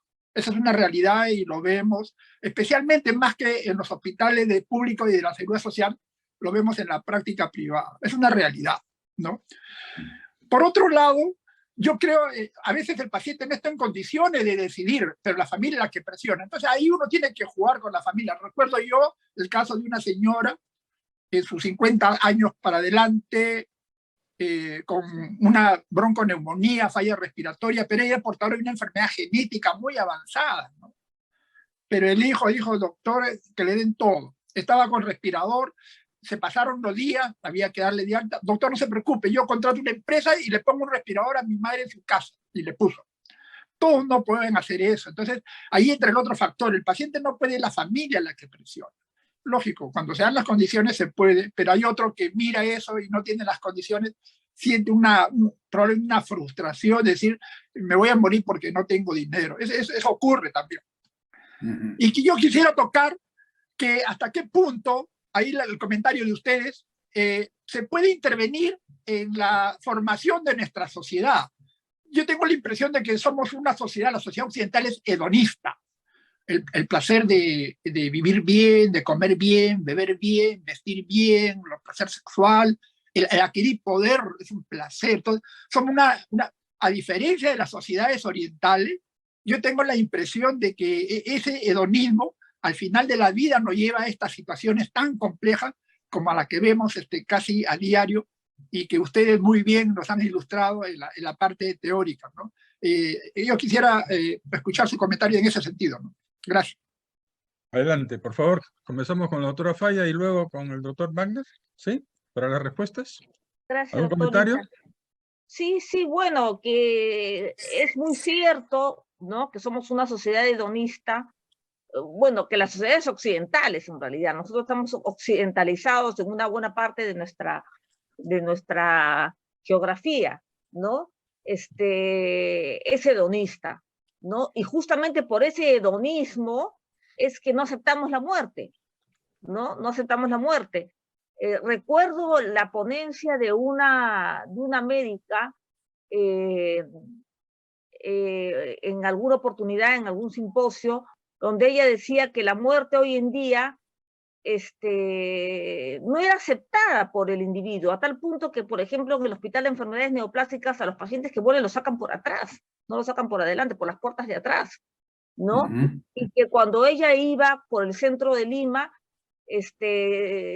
veía tiendas, y a mitad de cuadro un velatorio, ¿no? A mitad de cuadro un velatorio y al lado del velatorio tiendas. ¿no? Como que la muerte se confunde, ¿no? Se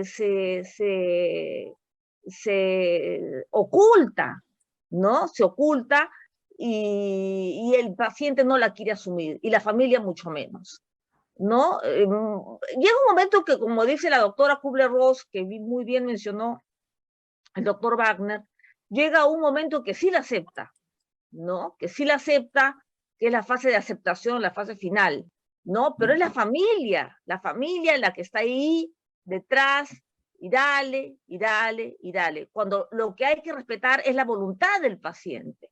La voluntad del paciente hay que respetarla, y si el paciente dice, ya no quiero más tratamientos, porque voy a caer en un encarnizamiento terapéutico, ya no quiero más, déjenme morir, no a modo de eutanasia, sino a modo de evitar un encarnizamiento terapéutico que es tan inmoral como la eutanasia, hay que respetar la voluntad de ese paciente. Y eso es lo que en la sentencia de Ana Estrada querían hacer pasar los del Poder Judicial, ¿no? Aludiendo a Kant y su famosa autonomía de la voluntad, cuando en realidad un paciente, cuando está pues condicionado por la enfermedad, es cuando menos autónomo es, ¿no? Entonces, el concepto de autonomía es muy profundo, tiene varias aristas como para mencionarlo y de una manera muy irresponsable, ¿no? Es muy cierto,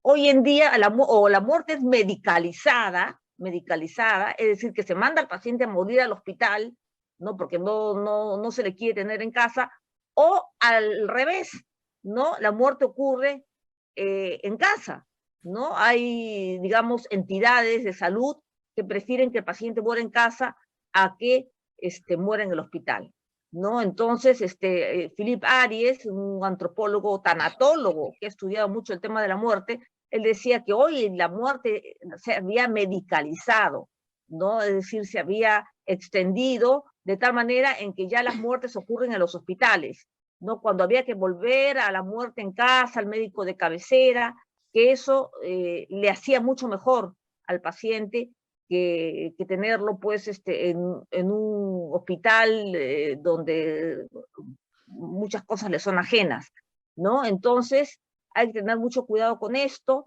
y no caer sobre todo en lo que es un encarnizamiento terapéutico por el hecho de no morir, ¿no? Hay pacientes que sí, bueno, yo tengo dinero para hacerme la quimioterapia y me la hago, y se hacen la quimioterapia, pero no les trae, la quimioterapia no va a mejorarlo, ¿no? Al contrario, puede hacerle mal, ¿no? E incluso algunos mueren en medio de la quimioterapia.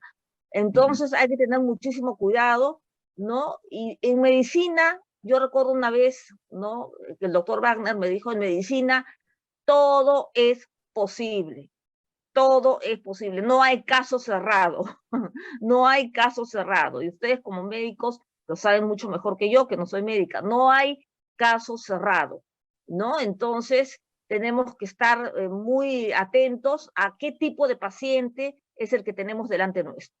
Eso es lo que podría decirles. Gracias. La muerte no solamente se ha medicalizado, se ha comercializado también. Se ha comercializado también, exactamente, sí, claro.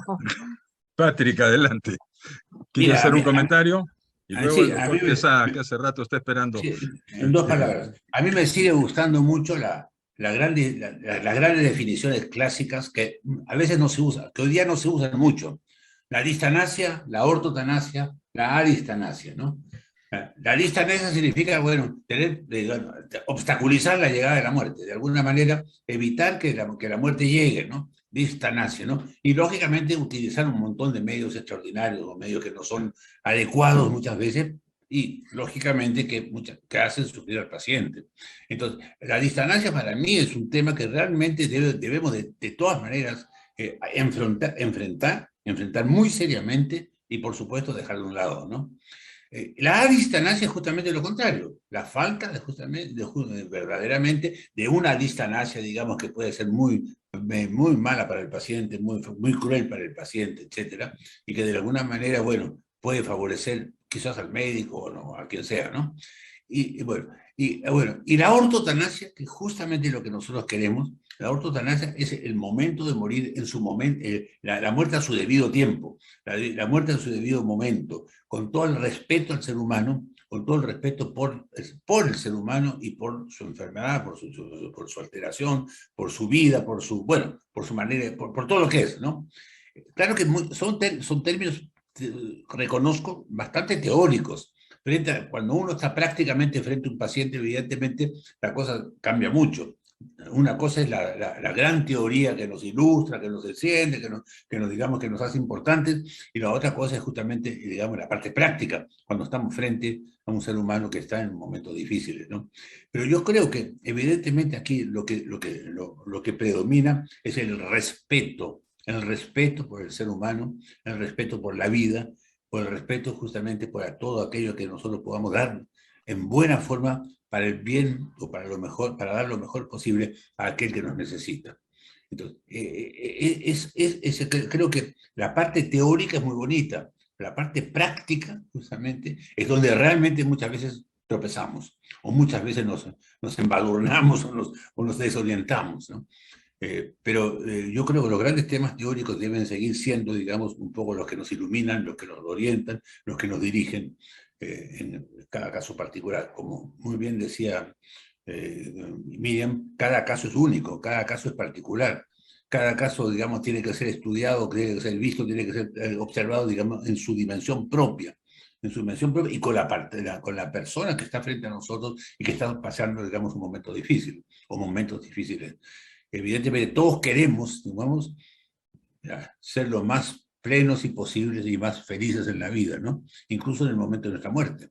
Todos nos vamos a morir, todos vamos a morir, todos vamos a perecer, pero queremos que nuestra muerte, que nuestro fin sea lo más agradable, entre comillas, perdonen la palabra, o lo más justo porque posible. Y creo que ese es un poco, digamos, el deber de la medicina, el deber de nosotros como médicos. Bueno, y ahí, Patrick, es bien importante la comunicación honesta y clara que el médico haga con los familiares o con el paciente. Yo creo que eso es fundamental para no desviar la decisión más adecuada. Si se plantea con claridad y con honestidad, explicando bien los pros y los contras, los familiares podrán tomar la decisión más adecuada. Pero creo que eso es trascendental. El doctor Quesada, adelante, por favor. Luego el doctor Lambert, y ahí acabamos porque estamos con el tiempo ya un poco cercano. Adelante, doctor Quesada, por favor. Gracias, doctor. Tratando de sacar en claro lo más jugoso, magnífica exposición de los ponentes hoy día, rescato la importancia de la precisión de términos. La importancia de la precisión de términos, ¿no? Y de las definiciones clásicas, ¿no? Me ponía a pensar, la ética, la estética, por ejemplo, son aspectos del conocimiento que todavía estamos debatiendo si no ciencia o teoría, ¿no es cierto? Pero definitivamente las herramientas terminológicas son fundamentales como para llevarnos a una de los objetivos trascendentes de la ciencia, que sigue siendo aproximarnos a la verdad, ¿no es cierto? En ese sentido, conmovido esto cerca aquí en mi biblioteca, busqué un texto brevísimo que quiero leer de Ludwig Wittgenstein. Dice, el hombre tiene la tendencia a arremeter contra los límites del lenguaje. Piense, por ejemplo, lo dice en una carta, en el asombro de que algo exista. El asombro no puede ser expresado en la forma de una pregunta. No hay tampoco ninguna respuesta. Todo lo que podemos decir no puede ser a priori, sino sin un sentido. No obstante esto, arremetemos contra los límites del lenguaje. Kierkegaard también vio este arremeter e incluso lo caracterizó de una manera similar como un arremeter contra la paradoja. Este arremeter contra los límites del lenguaje es la ética. La ética empieza en esta precisión de términos. Lo que está planteando la doctora Falla, esa terrible resolución respecto a a la señora esta que pide morir, esta terrible resolución del jurado, del jurado aquí en Lima, como también lo vemos en aspectos políticos y en todo orden, esta imprecisión de términos es lo que nos aleja de la verdad. Es lo que nos aleja de la verdad. En ese sentido, un acercamiento a la verdad nos lleva a esta reflexión, a esta necesidad de la reflexión teórica, pero como bien lo dijo el doctor Wagner, la reflexión teórica, parte del concepto, es vincularla a la praxis. Simplemente la reflexión teórica como una construcción puramente realizada en una especie de cúpula de cristal, no tiene ninguna lógica si no es viable en términos de la práctica. Es mi modesto aporte. Muchísimas gracias. Muchas gracias, señor Quesada. Muy amable, muy gentil. Vamos a, antes de darle la palabra a la doctora Falla o al doctor Patrick, a escuchar los comentarios o las preguntas del doctor Lambert, para que luego Patrick y la doctora Falla nos den sus comentarios finales, que estamos con el tiempo. Adelante, Alejandro, por favor. Gracias, señor Quesada, un gusto. Ha puesto usted música a la reunión. Agustín, muchísimas gracias. Para mí ha sido un placer estar aquí. Me ha invitado Patrick, porque estamos nosotros en esto de la red peruana de bioética personalista, estamos muy motivados, haciendo muchas reuniones, y yo agradezco muchísimo la invitación de Patrick y también la de Agustín. Sí, yo he estado escuchando con atención y con mucho gusto todas las disertaciones y los comentarios. Es cierto lo que hablan del encarnizamiento terapéutico y este afecto de los familiares, ¿no?, por los pacientes. Claro, me entran dudas cuando entramos al terreno privado, porque de repente en el hospital, sí, ¿no?, pero en el privado cuando cuesta, no debe ser tanto, pero seguro que lo hay. Pero yo creo que lo más importante aquí es por dónde se está encaminando el mundo. ¿Qué cosa es lo que quiere el mundo? Y yo veo que así como el mundo, llámese a estos organismos internacionales y todas estas cosas, así como está yendo en favor del aborto, está yendo en favor de la eutanasia. O sea, no estamos yendo en favor del encarnizamiento terapéutico, estamos yendo en favor de la eutanasia, por motivos económicos, por evitar sufrimiento, por lo que sea. Ideológicamente estamos yendo hacia la eutanasia. Y yo veo aquí que en sentido práctico tenemos en estos momentos un nuevo reglamento o un proyecto de hacer un código de ética, un código de ética y de deontología del Colegio Médico. Eso está en ciernes, en estos momentos lo estamos discutiendo. Y yo veo ahí que no se habla de eutanasia, no se habla de estas cosas de comas ni nada, sino se habla de voluntad anticipada. Y sobre eso hay dos artículos, el 113 y el 121. Y la voluntad anticipada se ve, digamos, también los pensadores o los que están viendo todas estas situaciones de cómo va corriendo las ideologías, ven que es una forma de ir hacia la eutanasia, la voluntad anticipada. Los testamentos vitales son una primera forma de ir hacia la eutanasia, así como en el aborto, que se quiere ir hacia el aborto por derecho, comenzamos con el aborto por violación, por el aborto terapéutico, pero nos vamos hacia el aborto por derecho de la mujer. Entonces yo solamente quería llamar la atención de que es muy importante, ¿no?, que entremos a estudiar bien y discernir qué cosa es lo que hay en este nuevo reglamento del Código de Ética. Nosotros vamos a tener un simposio pronto para esto, y se está debatiendo en el Colegio Médico, porque creo que hay muchas vías para implantar una ideología moderna, progresista, ¿no?, a la cual que se financia también, y que toma muchas vías, la vía legal, como Ana Estrada, ¿no?, pero también toma estas vías que son los códigos de ética de los médicos. Son cosas que no se ganan, digamos, en la trinchera legal, que no se ganan en la trinchera filosófica, pero se van ganando por otros medios. Y uno de los medios son los médicos y su código de ética. Entonces, nada más quería llamar la atención sobre esto y para que podamos reflexionarlo. Muchas gracias, Agustín. Gracias a ti, Alejandro. Realmente ese es un tema que tenemos que discutir con mucho cuidado, ¿no? Esa modificación del Código de Ética del colegio que está siendo sujeta a evaluación. Habrán varias oportunidades de conversar sobre eso. Muy bien, entonces las palabras finales, de respuestas o de comentarios a las dos intervenciones últimas, como palabras finales y alguna conclusión, doctora Falla y luego doctor Patrick Wagner. Adelante, por favor. Comentarios finales. Gracias, Adelante. doctor Isa. Gracias, doctor Isa.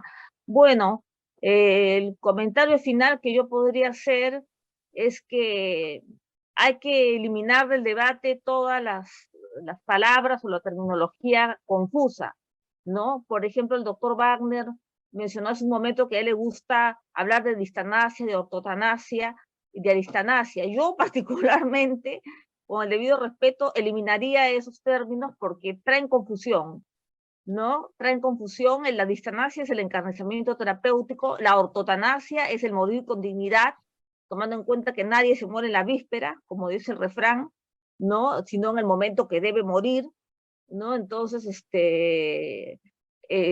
yo particularmente las eliminaría y pondría palabras más aclaradoras, ¿no? Que tengan una mejor definición, ¿no? Por ejemplo, reemplazar la distanasia por el encarnizamiento terapéutico, la ortotanasia por el morir con dignidad, ¿no? Y la distanasia por medio proporcionado, ¿no? Entonces, pero bueno, eso ya hay que debatirlo también, ¿no? Lo que yo he hecho es una propuesta simplemente para el debate porque no he encontrado terminología adecuada. Y lo vuelvo a señalar,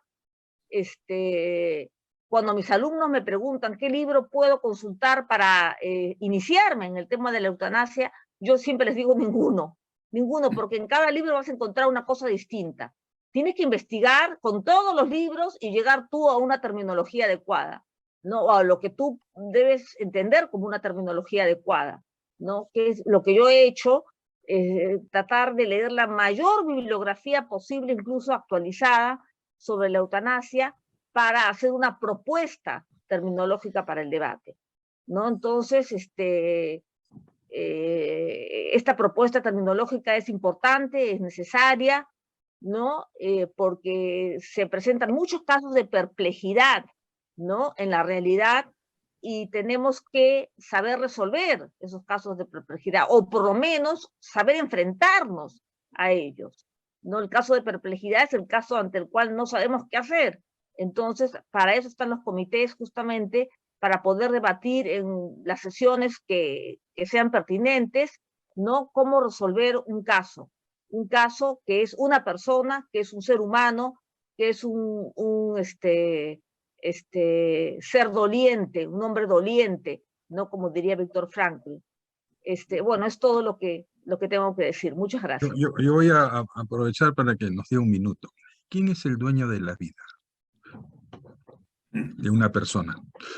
Y con eso completo comentario, y Patrick, para que tú redondees. Bueno, mira, el dueño de la vida. Ahí vamos a entrar en temas teológicos también, ¿no? Que pelea teológicamente. Bueno, el dueño de la vida es Dios, ¿no? Para los cristianos y para los teístas en general, ¿no? Pero en realidad nosotros somos los codueños de la vida, ¿no? O codueños de nuestra vida, por lo menos, ¿no? Y bueno, acá hay cosas muy interesantes que se han dicho realmente. Yo quiero felicitar a los que han deliberado, a ti, Agustín, porque realmente acá son temas que no terminan. Así es. Lo importante aquí no es llegar a una conclusión, sino que seguir trabajando, seguir, digamos, discutiendo sobre estos temas que son todos polémicos. Felizmente son polémicos, porque permiten entonces permanente discusión y llegar luego a ciertas verdades, entre comillas, que son transitorias, pero son verdades, son como peldaños de una escalera, ¿no? No, creo que temas como este son realmente muy interesantes. Se han dicho cosas muy importantes hoy día y creo que verdaderamente podemos sacar algunas conclusiones que son valiosas, ¿no? Como un poco lo que hemos estado discutiendo, ¿no? Las verdades absolutas no existen. No existen, todas son verdades relativas, pero nosotros los seres humanos tendemos a lo absoluto. Nuestra alma tiende a lo absoluto. Y por lo tanto quisiéramos tener finalmente una gran solución, que nunca la vamos a tener. Igual que en medicina, igual que en cualquier cosa, igual que en filosofía, igual que en cualquier otro campo, ¿no? Pero lo lindo es justamente poder discutir y poder, digamos, llegar a ciertos acuerdos, ¿no? Para poder, digamos, para poder llegar como si fuera, digamos, un peldaño para luego subir a otro peldaño y así avanzar, digamos, en forma permanente. Muchas gracias, Agustín, por esto. Muchas gracias a ustedes también, a todos. Gracias, gracias. Realmente es un tema que requeriría mucho más tiempo y obviamente varios escenarios, pero creo que tanto la doctora Falla como el doctor Wagner nos han ayudado a tratar de entender con más magnitud y más profundidad los complejos, los complejos problemas que tenemos. Terminada la moderación, le pido al doctor Raúl Morales Soto que dé las palabras finales. Muchas gracias a ustedes. Gracias.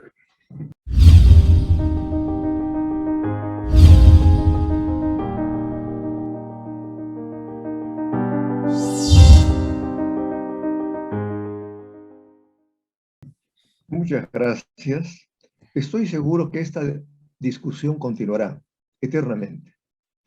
Estoy convencido que es obligación de las personas y sobre todo del médico ayudar a bien vivir y a bien morir, pero también ayudar a bien razonar y decidir. Felicitamos y agradecemos a nuestros expositores por sus valiosas contribuciones y a todos ustedes por su presencia y participación.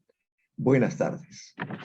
Un abrazo, muy bien, muchas gracias. Muchas gracias. Buenas tardes, muchas gracias. Morales. Muy bien, muy bien. Adiós, gracias, muchas gracias por todo. Muchas gracias. Felicitaciones. Alejandro, ¿vas a firmar lo del 11? Alejandro, ¿vas a firmar lo del 11? Sí, está totalmente confirmado. Ah, yo no voy a poder asistir, quisiera tener esa filmación, ¿la puedo conseguir? Ah, ¿O sí, la puedes sí. enviar? Vamos Ya a está. filmar. Sí, Ya, sí. perfecto, perfecto. Listo, muchas gracias. Disculpen la... Muy bien, hasta luego, muchas gracias. Un abrazo. Un abrazo a todos. Gracias. ¿Cómo salimos de acá? Hasta luego, bye bye, chao. Hasta luego.